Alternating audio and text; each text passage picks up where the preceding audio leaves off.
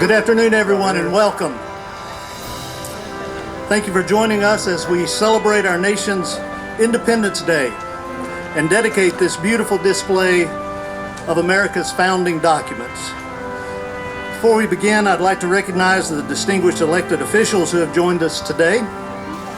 We're honored to welcome Mayor Randy Huffman of North Wilkesboro, Wilkes County Commission Chairman Hardin Kennedy, North Carolina State Senator Eddie Settle, North Carolina Representative Blair Edens, along with my fellow members of Wilkesboro Town Council and any other elected officials who are with us today. Thank you for your service, your leadership, and for helping us commemorate this special occasion. There could be no more fitting day than the 4th of July to recognize the Declaration of Independence, the United States Constitution, the Bill of Rights, and the other documents that establish the principles of liberty, justice, and self-governance that continue to guide our nation nearly 250 years later. This display is more than a collection of historic documents. It's a reminder that freedom is never accidental. It was earned through courage, preserved through sacrifice, and entrusted to each generation to protect and pass on. As our nation approaches its 250th anniversary, it's especially fitting that these documents will stand here in Wilkesboro as a lasting reminder of the principle upon which America was founded. On behalf of the town of Wilkesboro, I want to express our sincere appreciation to Foundation Forward for generously providing these magnificent displays and for their commitment to promoting civic education and constitutional literacy across America. I'd also like to offer a special word of thanks to Carl White of Life in the Carolinas. For several years, Carl has been a passionate advocate for bringing this display to Wilkesboro. His persistence, vision, and dedication to finding the right home for these founding documents helped make today's ceremony possible. Carl, thank you for your commitment to our community.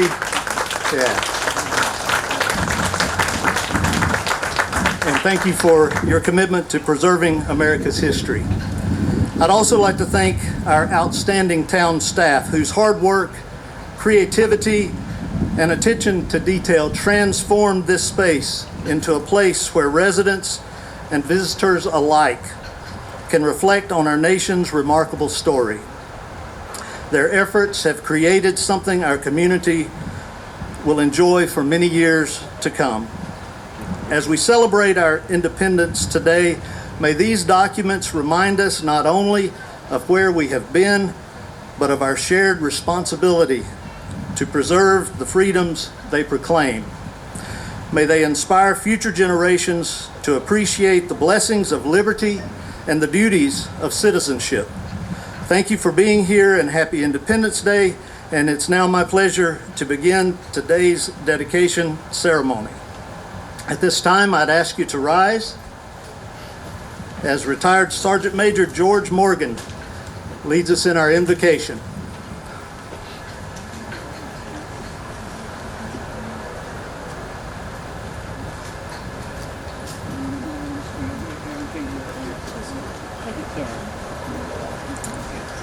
Thank you very much. Let us pray. Our Heavenly Father, most holy Thou art God, we gather today with hearts full of gratitude as we celebrate the 250th anniversary of our founders. 2.5 centuries ago, you guided courageous men and women to plant the seeds of this nation, inspiring them with a vision of liberty, justice, and human dignity. We thank you for your enduring faithfulness through the very trials and triumphs of our history. Lord, we ask you for your wisdom to be poured out upon our leaders, our citizens alike. Help us to honor the legacy of our founders, not just with words, but by actively working to heal division, deepen freedom, extend your grace to all. We remind and we remain a beacon of hope and a reflection of your love for generations to come. In your precious name we pray. Amen. Amen.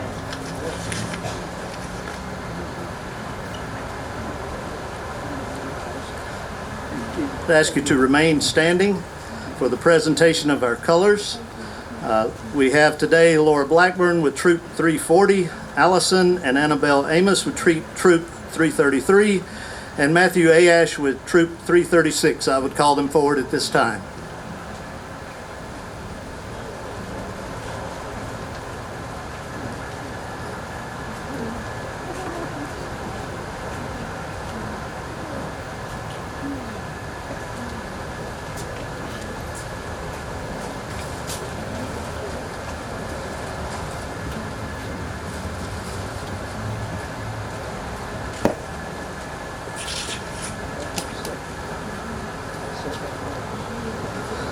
This time, we'll have Craig Tidline to come and sing our national anthem.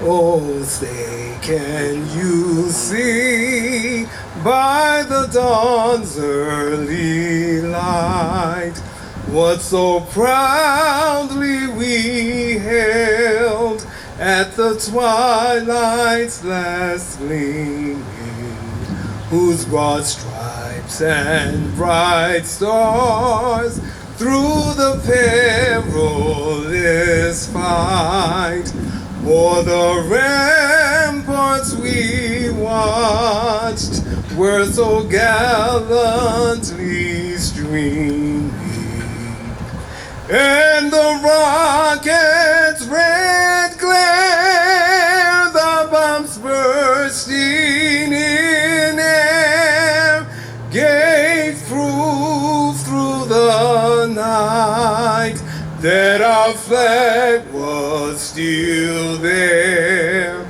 Oh, say does that star-spangled banner yet wave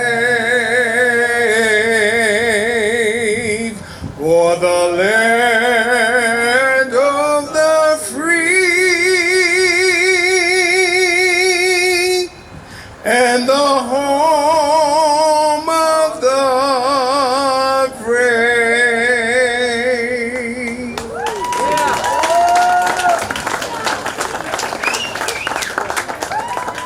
I ask you to continue to remain standing as our scouts lead us in our pledge.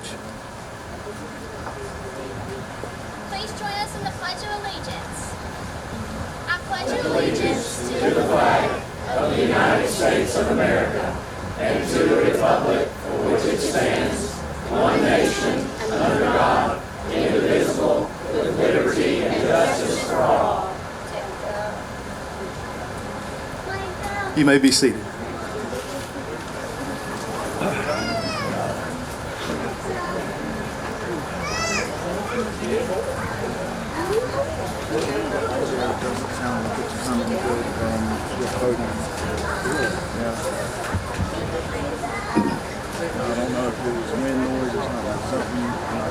It is my distinct honor and privilege to introduce our guest speaker, Command Sergeant Major Michael R. Huffman.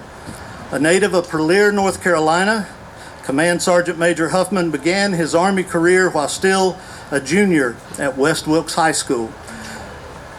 That decision launched more than 40 years of distinguished service to our nation. Throughout his remarkable career, He served as a paratrooper, combat leader, instructor, professor of military science, commander, and senior advisor.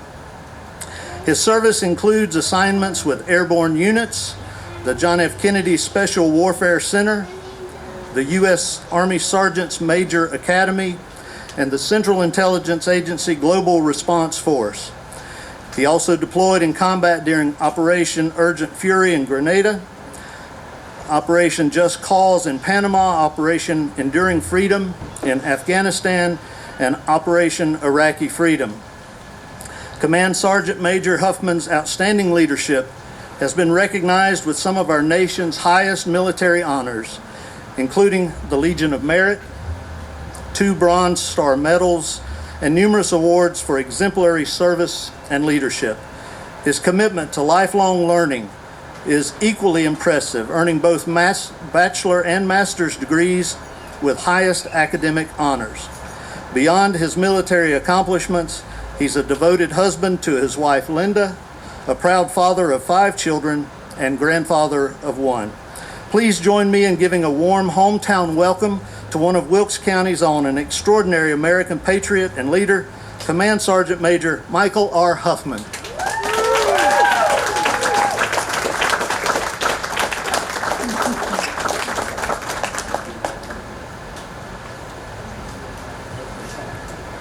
First of all, I'd like to thank everybody who's in attendance, as well as the scouts that participate in the posting of our colors, Mayor Dale Isom and Mayor Randy Huffman for inviting me to this occasion, all the county commissioners and the commissioners, the outstanding police force of Wilkesboro that's blocked the roads off here for us, and everyone here that's been involved with making this celebration of America 250 what it is today. And I'll tell you, it seems a lot better than what it was in 1976 when we did the bicentennial.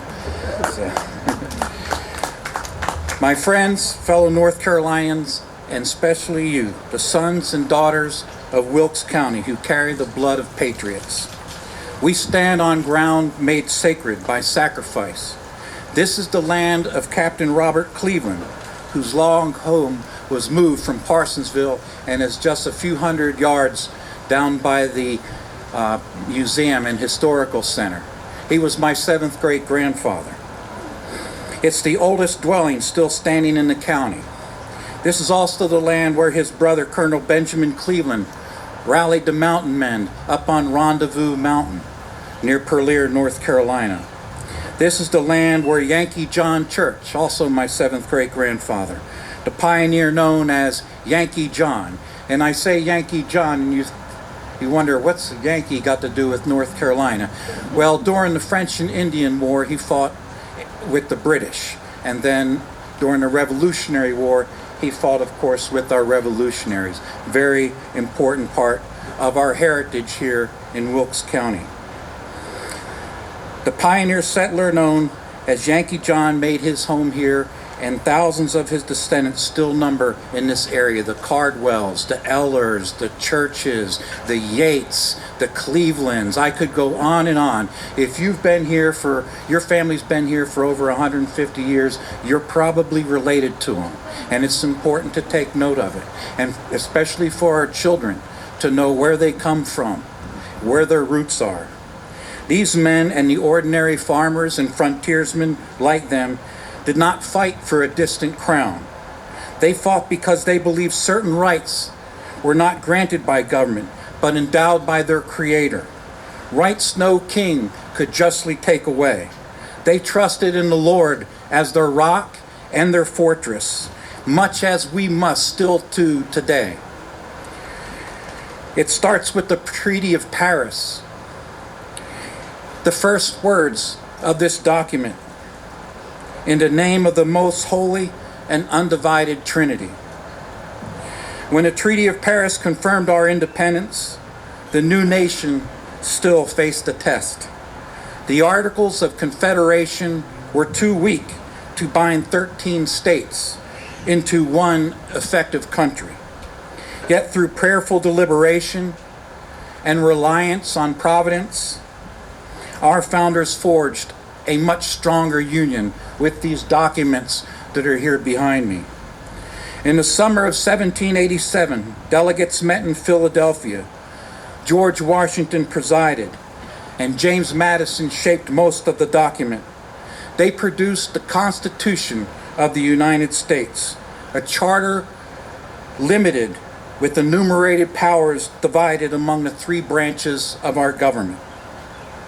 Each branch that checks another, a federal republic that strengthened the nation while respecting the states, and a government that begins with the words, "We the people." Many patriots, including voices here in North Carolina, feared this new government might threaten the very rights they had fought to secure. North Carolina delayed ratification until a Bill of Rights was promised. In 1791, the first 10 amendments were added. These did not create new rights. They recognized and protected rights our ancestors already understood because they had seen them violated under British rule. Rights rooted in moral law, written on the heart by God Himself. The First Amendment protects religion, speech, press, peaceful assembly, and the right to petition. Your forefathers wanted no government telling them how to worship or silencing honest speech. The Second Amendment declares that a well-regulated militia is necessary for the security of a free state, and the right of the people to keep and to bear arms shall not be infringed. Captain Robert Cleveland and his fellow militiamen were that militia. The Kings Mountain story remains unchanged. The 4th through 10th Amendments summary remains largely unchanged. Captain Robert Cleveland lived to see this new order take root. He served as presidential elector in the early republic, helping choose leaders under the system his sacrifices helped create. Yankee John Church and his kin helped build the communities that made Wilkes County strong. Their legacy lives on in the character of independence, faith, and the love of liberty that still marks the people of these hills. My friends, the Constitution and the Bill of Rights are not simply museum pieces. They are the operating instructions for a free republic, but they must be animated by us with the same faith that sustained our forefathers. In today's challenges, moral confusion, division, and threats to liberty, both foreign and domestic, we are called to awaken spiritually, put on the full armor of God, and stand firmly as they did. As the direct descendants of the men who pledged their lives, fortunes, and sacred honor, you carry a special trust. Study the Constitution and the Bill of Rights for yourselves. To our veterans among us who have borne the heaviest burdens in the defense of the Republic, in the face of silent battles, many still fight, including the tragedy of suicide that has claimed too many of our brothers. Thank you, sir. Very well done. Good catch. They've claimed too many lives of our brothers and sisters. Take heart. There is real hope. Hope found in the same Lord who trained our hands for combat and our fingers for war. The ancestors, with hearts of righteousness, hope renewed in Christian community, in the purpose of continuing to defend the homeland and liberties that they have secured, and in the promise that God, who is our rock, will never leave or forsake you. The same spirit that moved Captain Robert Cleveland to ride through the night up to the Wolf's Den by Todd, North Carolina, do not let it grow cold. That is our spirit that we must sustain today. Benjamin Franklin once asked what kind of government the delegates had created. He answered, "A republic, if you can keep it." Let us, the people of Wilkes County, descendants of Robert Cleveland, Yankee John Church, and all the patriots who went before, prove that we, yes, can keep it. and that we will by God's grace. Thank you. May God bless the United States of America. May He continue to bless this historic community of Wilkes County and every family that calls it home. Thank you.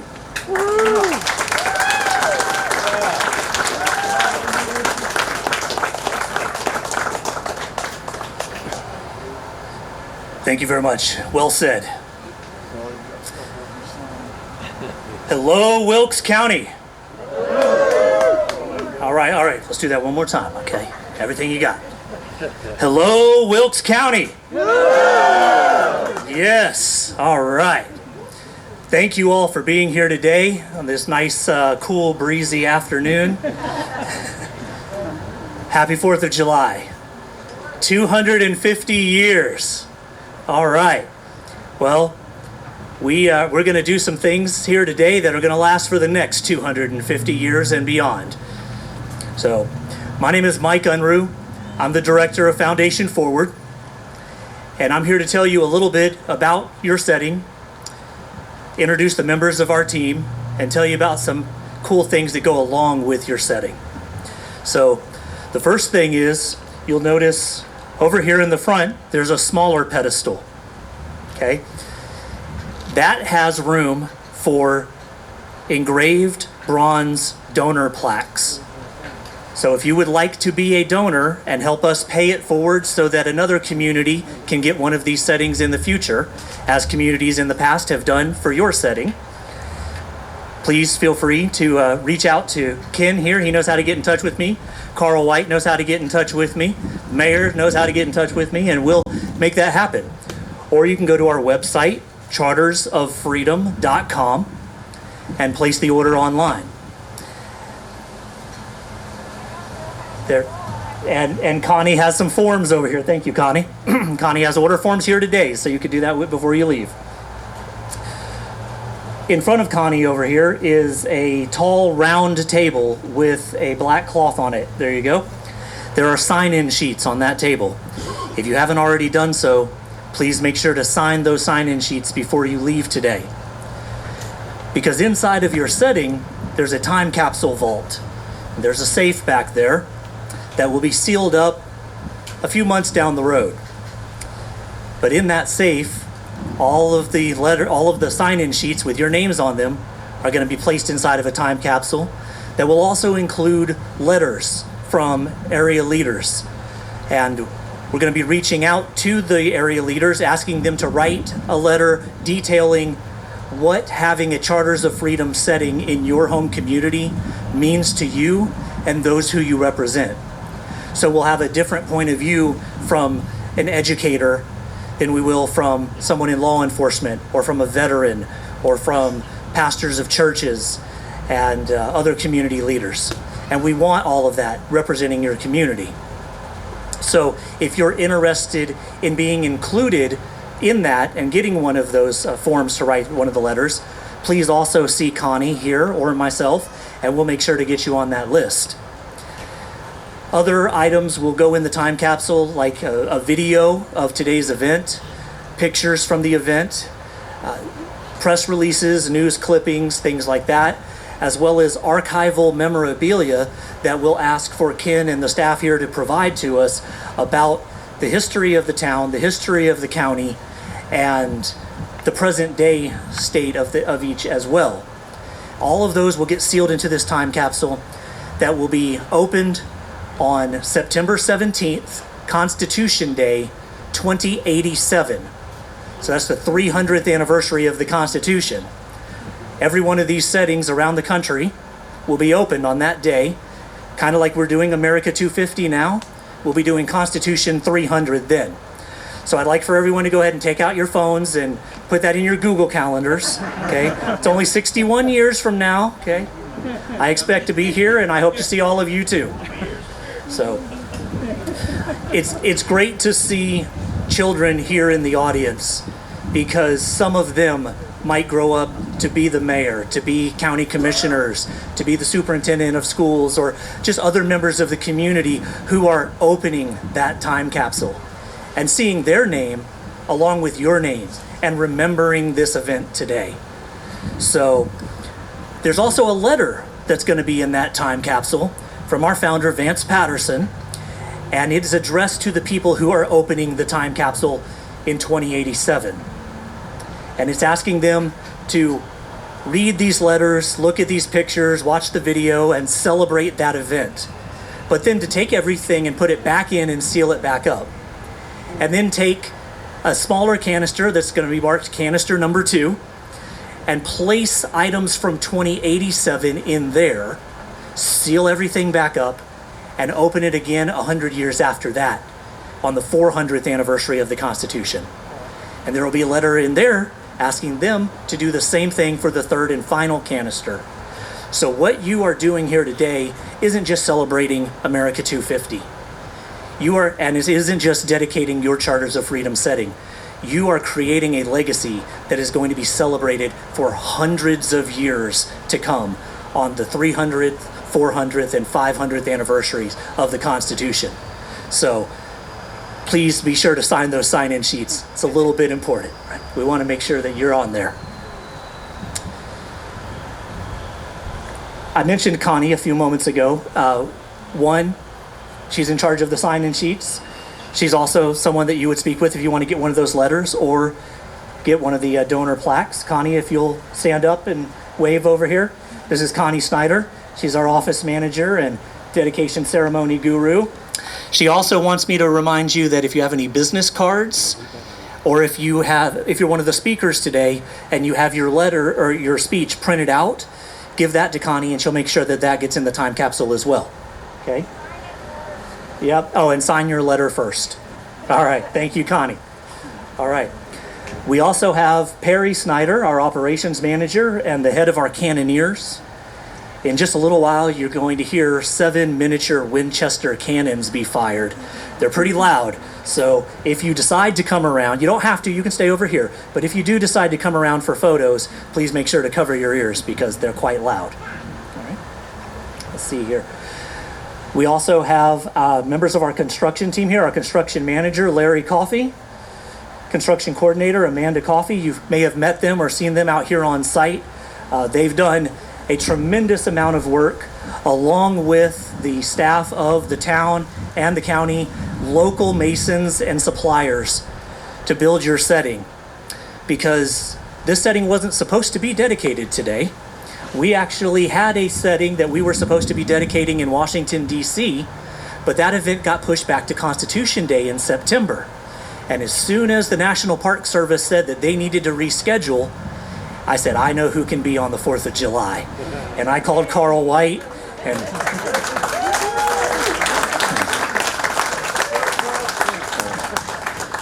Carl got with the mayor and with Ken and helped make all of this happen. So for everyone that's involved and for you all for being here, give yourselves a round of applause.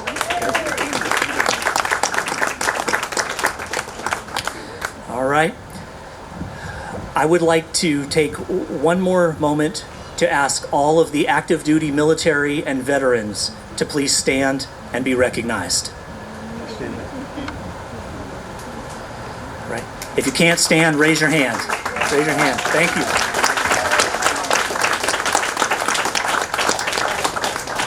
Thank you. I wholeheartedly believe that we would not be celebrating this day if it weren't for you. Thank you. We also have one of our founders, Ms. Mary Jo Patterson here.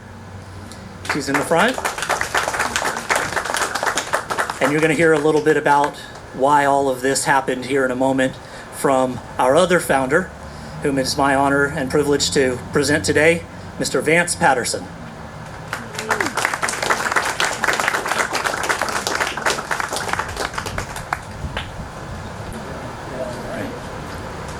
Thank you, Vance.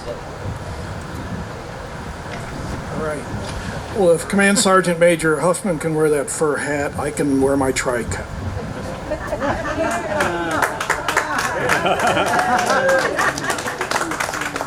All right. You are to be commended for making the effort to be here today.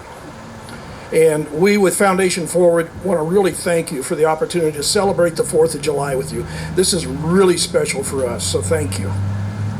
Thank you. My question is, are you ready to be a part of history? because we're going to dedicate your charters of freedom. They're going to be here for the next 300 to 500 years, and your future generations are going to know you were here.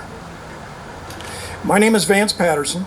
I'm a father of 4, married 51 years to my wife, Mary Jo. That makes her a saint. We have 13 grandchildren. We live down in Burke County, about halfway between Hickory and Asheville. I'm a businessman. I started a company with my father back in 1989 to make industrial fans. We actually make things out of metal, ship them across the country and around the world. I'm a very proud American manufacturer.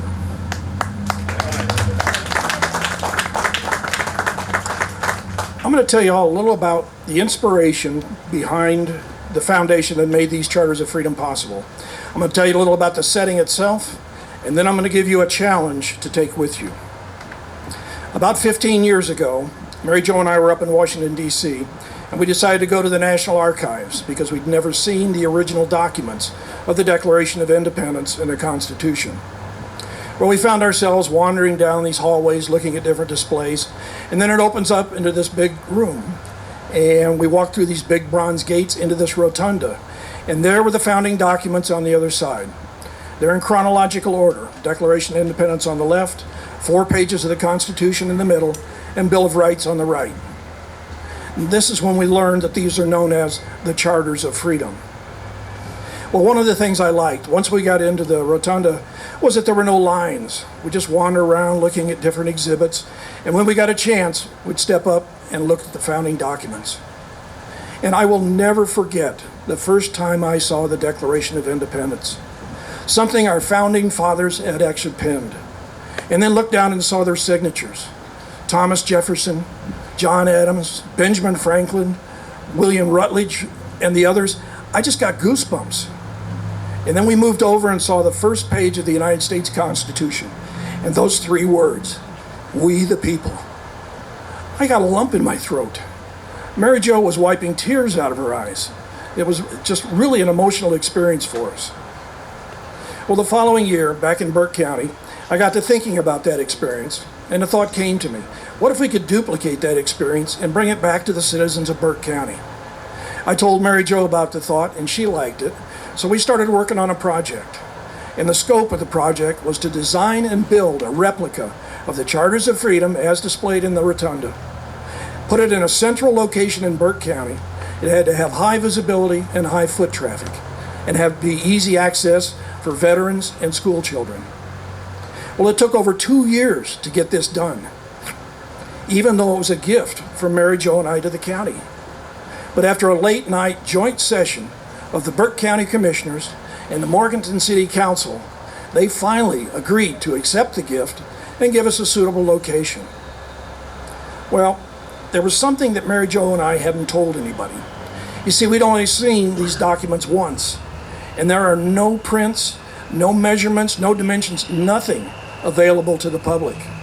So the next morning we got up, drove back up to Washington, walked into the rotunda, and now they won't let you take out a tape measure and start measuring a national treasure.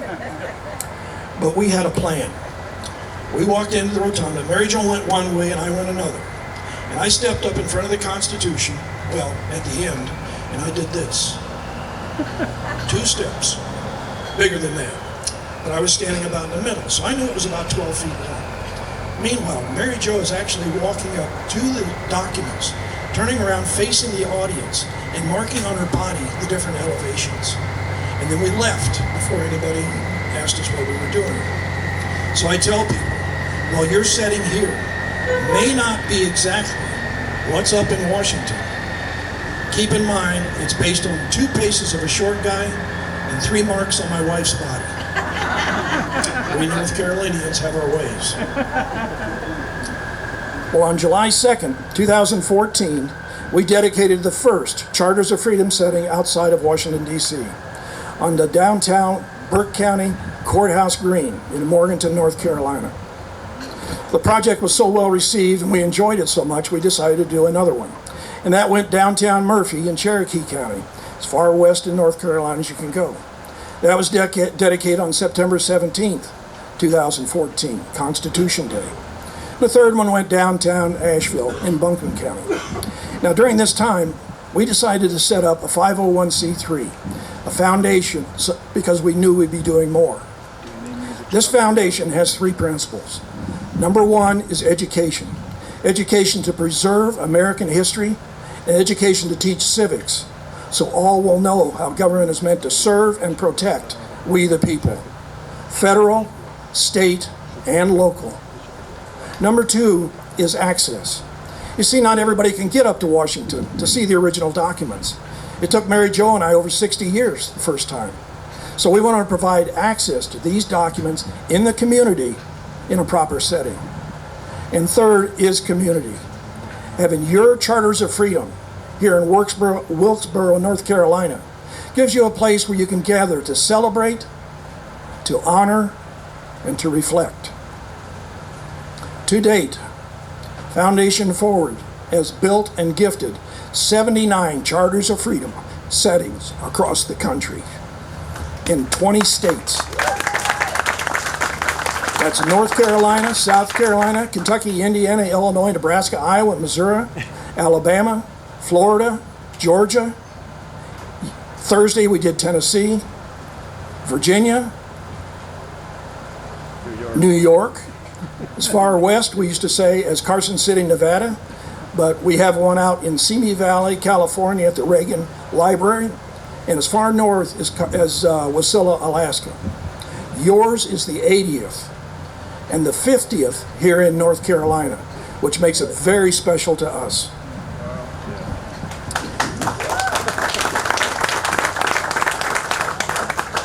Now let me tell you a little about your setting. One of the things I learned in life as I was growing up is that if you want a monument or a setting to last, you put more underground than above ground. This is not a tip-over monument. Your foundation goes down 3.5 feet. It is solid, reinforced poured concrete coming up into a solid core. Just the core and foundation of the Constitution weighs over 38,000 pounds, over 19 tons. There are 6 documents displayed. Each one is on 3/16 laser-etched stainless steel plate, weighing over 40 pounds. There is a medallion on the front of the setting, which is very special. The eagle represents the Declaration of Independence. Proud, bold, defiant.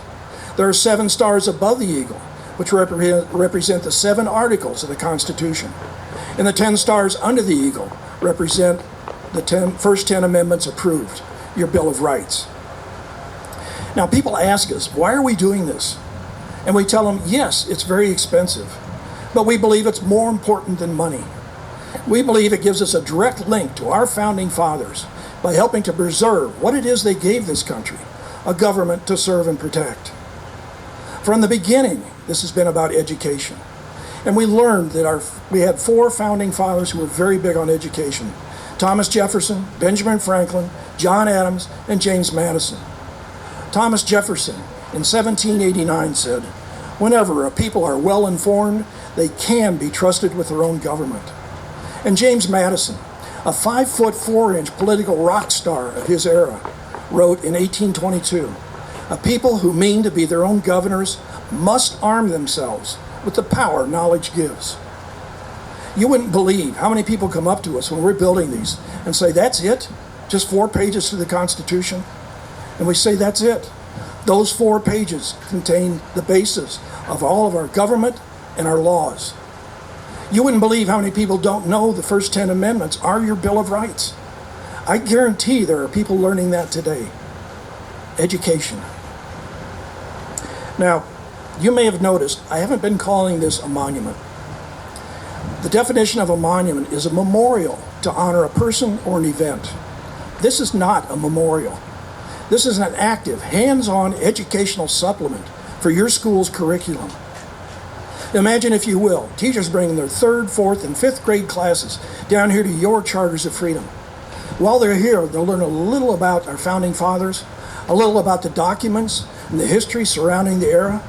They'll learn about the heroes from this area. This is already happening in communities across the country. And these children love these blue sky classrooms where they can learn about history and actually possibly become a part of history. There are 3,143 counties, boroughs, parishes, independent cities, and the census zones in the United States.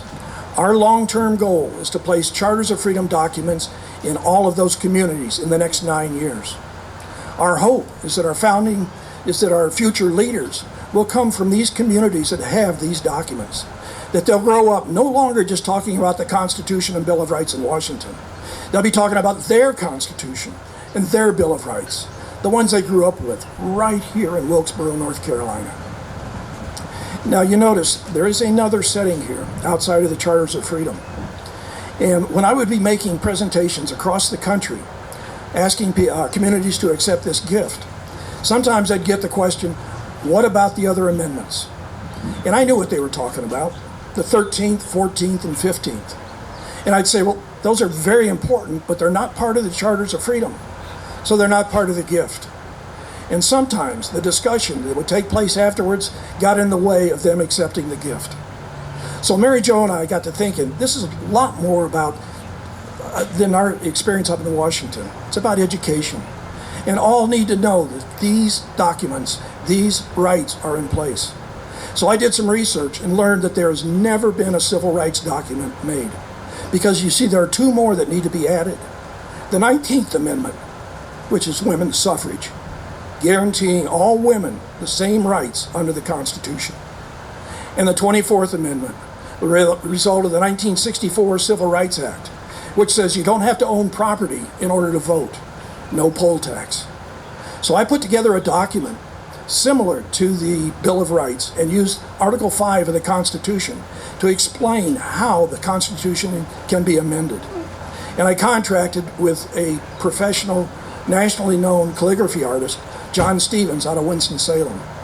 And I asked him to do a document similar to the Bill of Rights. So he researched the writing style, he researched the form for that type of document, and actually procured the same materials used in writing the U.S. Constitution. It took him over 5 months, which I believe, being an entrepreneur, was a little bit long, but he came up with true work of historic art, and that's what's on display here. Now, I told you at the beginning I was going to leave you with a challenge. Our founding fathers were challenged by the greatest force on earth, the British Empire. They protested, revolted, fought a war, and won a war, all the while setting up a government that is still in effect almost 250 years later. They met their challenge. Carl White and Mayor Dale Isom were challenged with bringing a Charters of Freedom here to Wilkesboro. As of today, they have met their challenge. Your challenge actually began about 10 years ago. Mary Jo and I just finished dedicating a Charters of Freedom setting in Hanover College in southern Indiana. And we were getting ready to leave, and I looked across the campus center, and there was Ron Wells, African-American facilities engineer, who had helped me a lot during the dedication. And I said, I got to go thank this guy again. So I walked over and said, Ron, thanks again for all your help. And he said, well, thank you for bringing this contribution to our community. And I said what I usually say, just make sure they use it after we leave. And he looked at me and he said, Mr. Patterson, I've already done that. I brought my son over last night and we had the talk. And I said, Ron, that means more to me than anything anybody's ever said after a dedication. Way to go.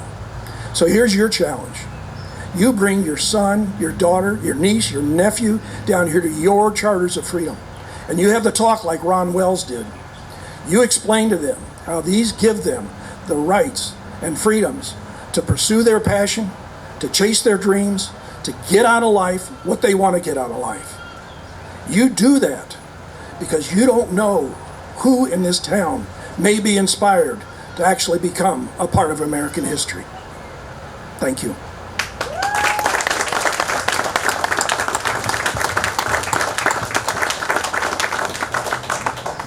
And now, will Chairman Hardin Kennedy, Mayor Randy Huffman, and Mayor Dale Isom please come up.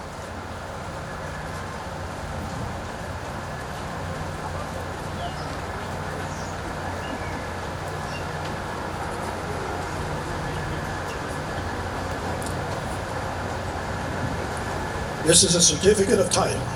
The Charters of Freedom setting located in Wilkes County, in the town of Wilkesboro, North Carolina, is hereby gifted from Foundation Forward of Burke County, North Carolina, to the children, veterans, and citizens of Wilkes County, in the town of Wilkesboro, North Carolina. All rights, responsibilities, and care for this setting, displaying the Declaration of Independence, the United States Constitution, the Bill of Rights, and Civil Rights Amendments, are hereby transferred to Wilkes County in the town of Wilkesboro, North Carolina, on this day, July 4, 2026.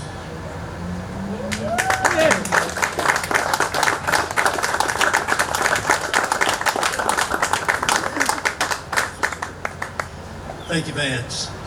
On behalf of the County of Wilkes, the town of North Wilkesboro, and the town of Wilkesboro, we accept the Charters of Freedom and thank you for presenting them to us today. We pledge to protect and maintain these documents for generations to come. Thank you, Vance.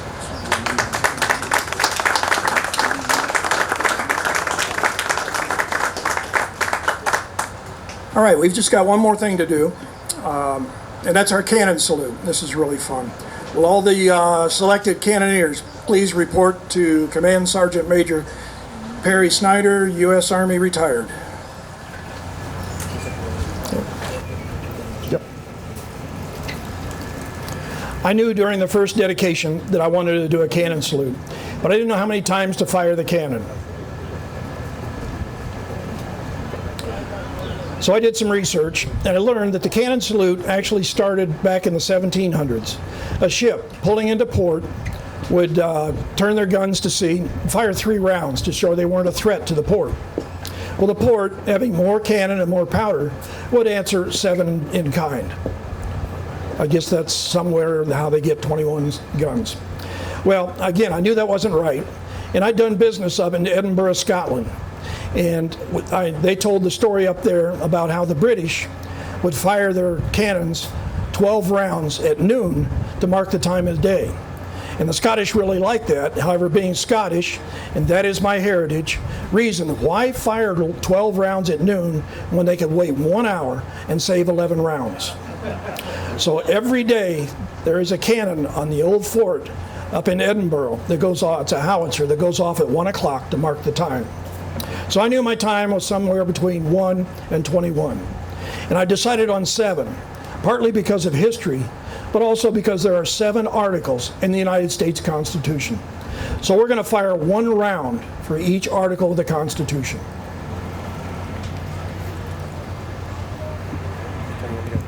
Command Sergeant Major, are the cannoneers ready? Our drummer today is James Robinson from North Wilkes High School. Drum roll, please. Article 1 sets up the legislative branch, composed of the House of Representatives and Senate. It describes their powers and responsibilities.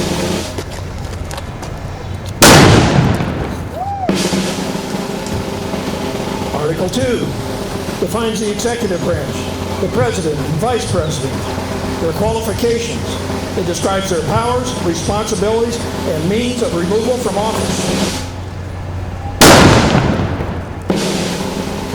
Article 3 sets up the judicial branch, the Supreme Court and the lower court system.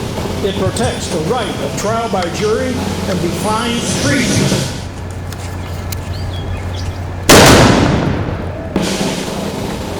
Article 4 gives the states the right to make and carry out their own laws related to the people and problems of their state, so long as those laws do not conflict with the United States Constitution.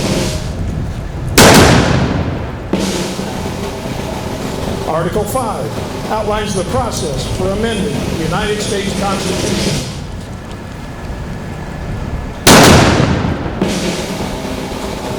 Article 6 sets the United States Constitution as the supreme law of the land, to which all leaders, including the executive, the legislative, and the judicial, must be loyal.